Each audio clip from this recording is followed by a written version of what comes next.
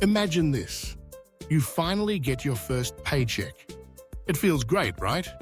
You start dreaming about what to buy. A new phone, maybe some designer sneakers, or even that motorcycle you've been eyeing for months.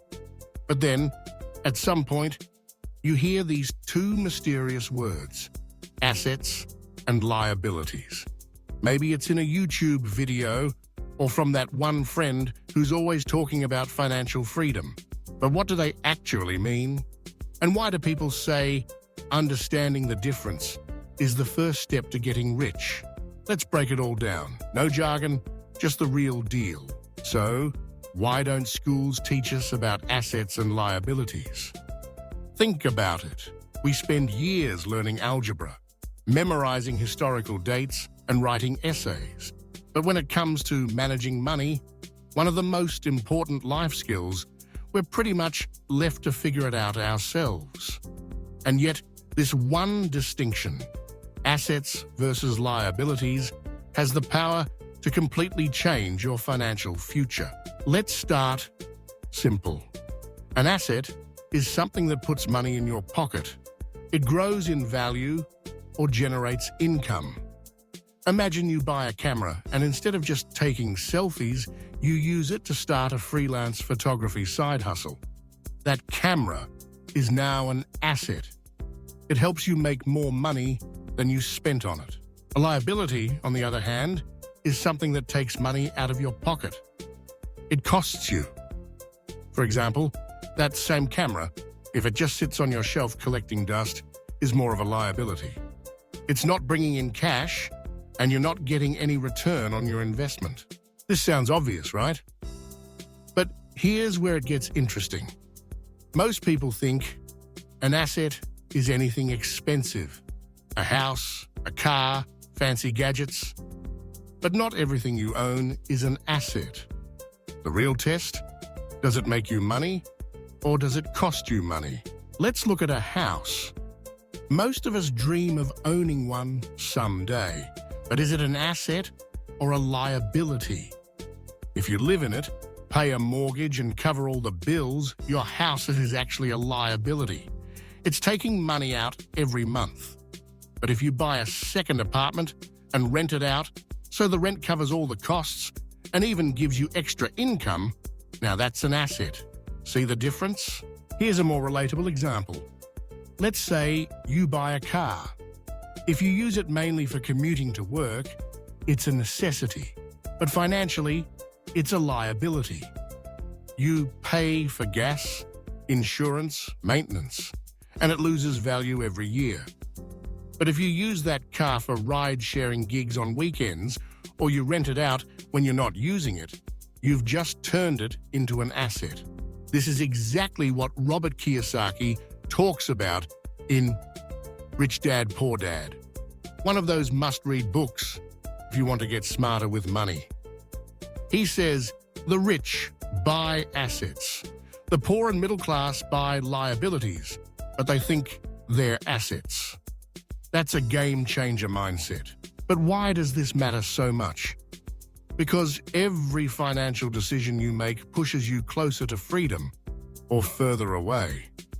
The more assets you have, things that make you money, the less you have to trade your time for cash. Eventually, your assets can pay for your lifestyle, and that's when you achieve real financial independence. Let's get practical. How can you start building assets, even if you're just a student or working your first job? First, you don't need to start big. Think small. A high-yield savings account is an asset. It earns you a bit of interest. Investing in index funds or ETFs, even if it's just a few dollars a month, is building an asset that can grow over time thanks to compound interest. If you have a skill, graphic design, tutoring, coding, you can turn that into an asset by freelancing or creating digital products. On the flip side, watch out for lifestyle inflation. This happens when you start earning more and immediately upgrade your lifestyle. Nicer apartment, fancier gadgets, more online shopping.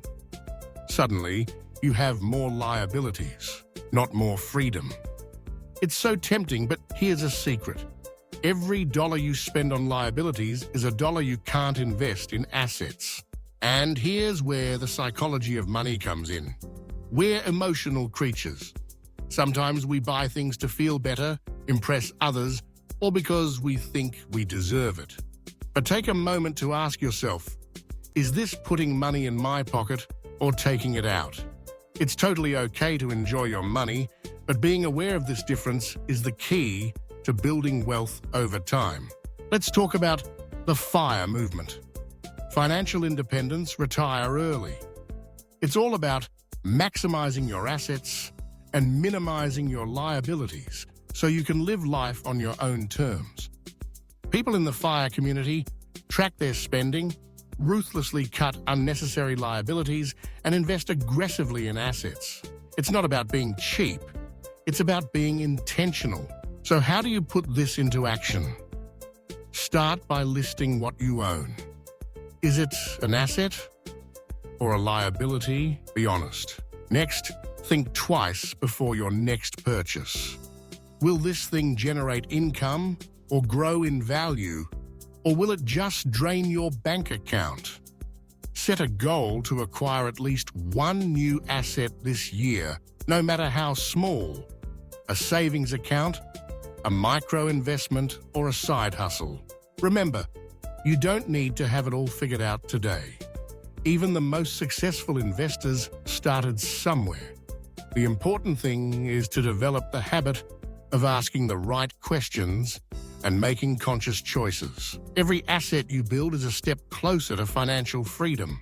To wrap up, schools may not teach us about assets and liabilities, but that's no excuse to stay in the dark. The earlier you start, the bigger your advantage. Focus on building assets, be mindful of liabilities, and remember, every smart choice you make today is shaping your future self's freedom.